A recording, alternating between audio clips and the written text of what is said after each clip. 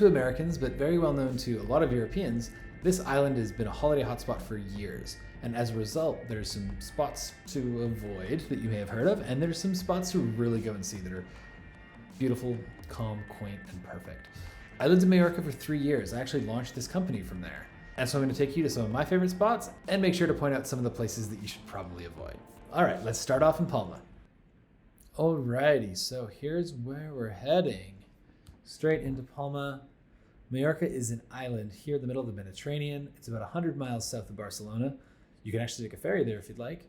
All right, so one thing to note about Mallorca, first and foremost, the island is kind of situated where there's a large ridge here, and these are mountains that go all the way up to 1,500 meters. So the island is set up where there's this long ridge of mountains here, and then it flattens out. There's another mountain point here that's about 500 meters high, but this is largely like farmland, and there's wine country over here, but it's a flat section of the island. But yes, without further ado, let's start out in Palma.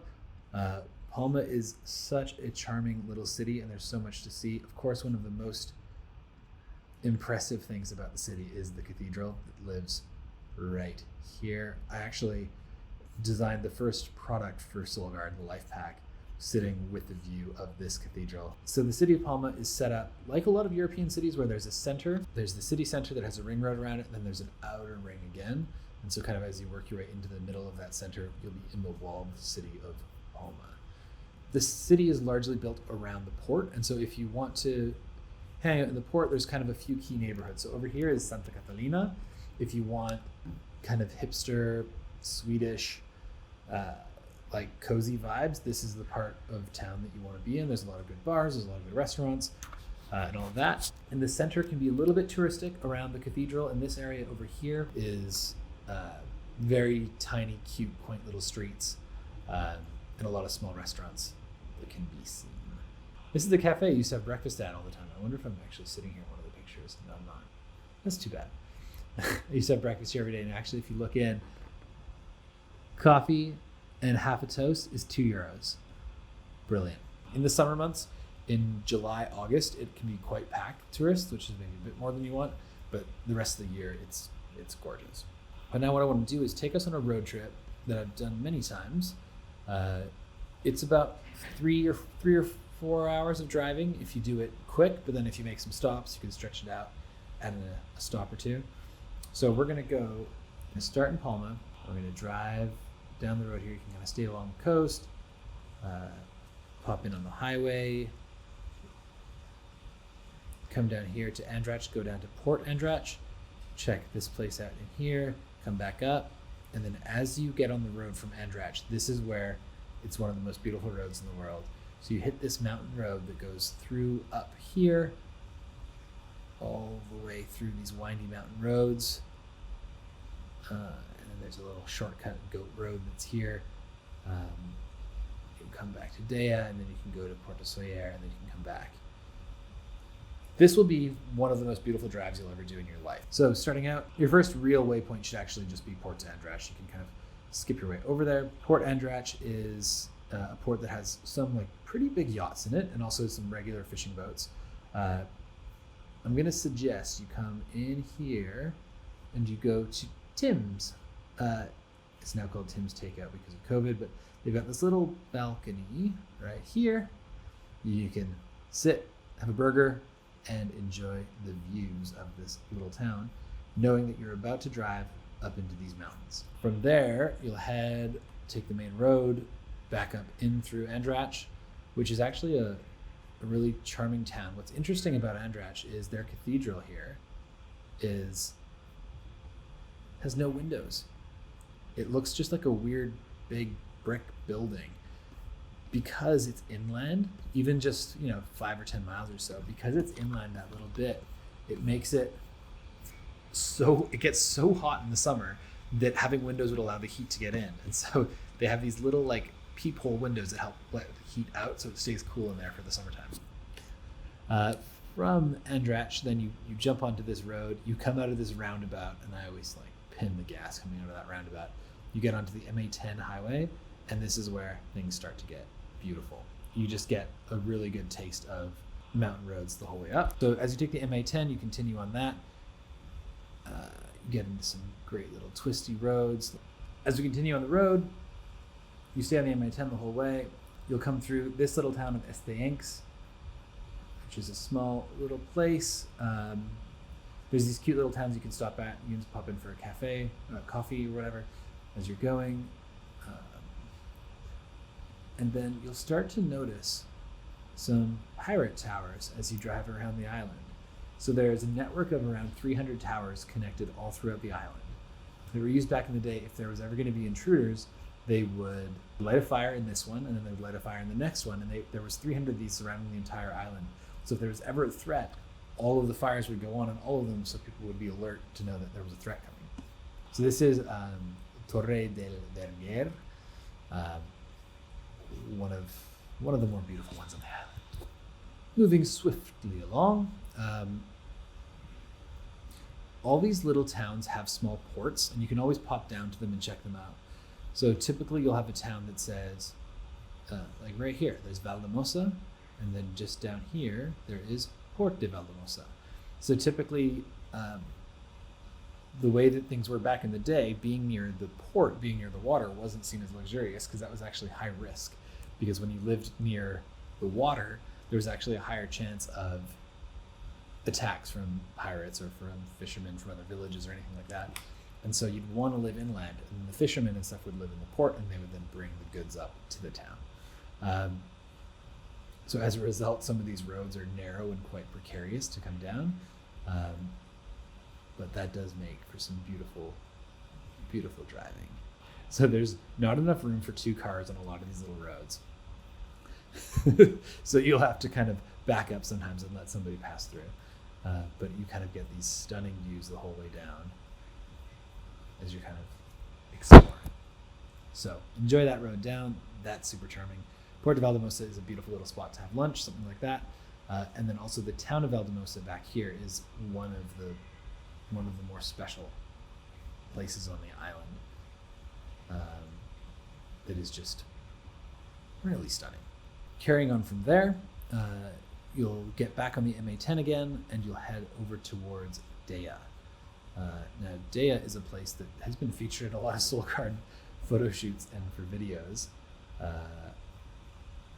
And it's easy to see why. That's a little sneak peek. So the town is built on a hill, and up at the top of that town is a little church. And that church just has an incredible view that sort of looks down towards the town and the coast. So you get this ocean and mountain view combination. One of the things that I love to do in Dea is you can pop into Belmond La Residencia. It's a hotel. You can never afford to stay there, but it's got a beautiful little restaurant, and you can sit at the restaurant and you can, have a $7 coffee or something, but it's super, super beautiful place to have. Here it is. You can have a beautiful, charming little glass of wine or coffee or something like that while just taking in the sights. And then you can carry on your way and save the money on booking the hotel. From Dea, you can carry on down the road towards Caladea. Now, this is kind of a secret. I don't really want to talk about it too much, but it's this beautiful little rocky beach, and it has this little restaurant here and a little snack bar here. So you could break up this trip so many different ways, and you could stop at all these different places that I'm talking about, where you could have lunch or you could have a glass of wine or whatever. So you could spread this out over several days, or you could just really fast forward through and see all of it. It's kind of really up to you. Then that's kind of the trip to Dea. Then from there you can either shortcut back to Palma, or you can carry on into the town of Sóller. Same idea as before, where there's a town of Sóller.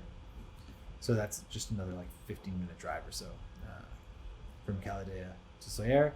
And then from Sóller, you can check out the town. And from there, you can pop over to the Port de Sóller. So this is a little town. It's a little touristy, but they've got lots of little restaurants, a little beach, and so lots of great spots to. And then from there, you can head back to Palma, and it's 30 minutes back to Palma. So that's what's crazy about this whole little journey, is you can see a lot of different beautiful spots, and it's actually not that long of a trip. So at any point, if you need to, scoot back to the town, it's the city of Palma, you're in really good shape. Now, if you want to do the extended version of this trip, from there you could keep going up, you could stop into Fornaluch, which is like another UNESCO World Heritage Site, one of the most beautiful towns in the world. Really just nestled in the mountains. So much to see there. And then you can drive up this road. This is actually one of the best roads for like, you'll see a lot of motorcyclists and sports cars kind of cruising around here. So always be careful of motorcyclists and cyclists on the island because there's a lot of them. Before you get up there, you can drive past this viewpoint looking back over. So this is Fornaluch. That's the town of Soller, and you can kind of see off into the sunset. So that's this viewpoint here, where one side is the tunnel, one side is that viewpoint. Yeah, lots of cyclists. Yeah, the Germans. The Germans like it here.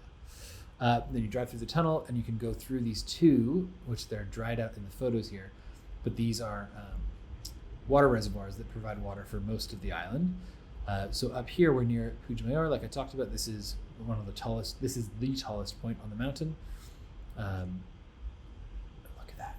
Look at that view. You'd never think that this is one of what a lot of people think of one of the most touristy spots in Spain, and it actually gets snow because it's so high up.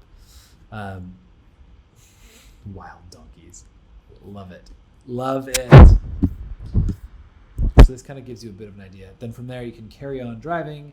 If you really want to go the whole way, you can just keep cruising towards the very end. Payens is a cute little town. There's another little pirate tower, and this is an amazing outlook spot.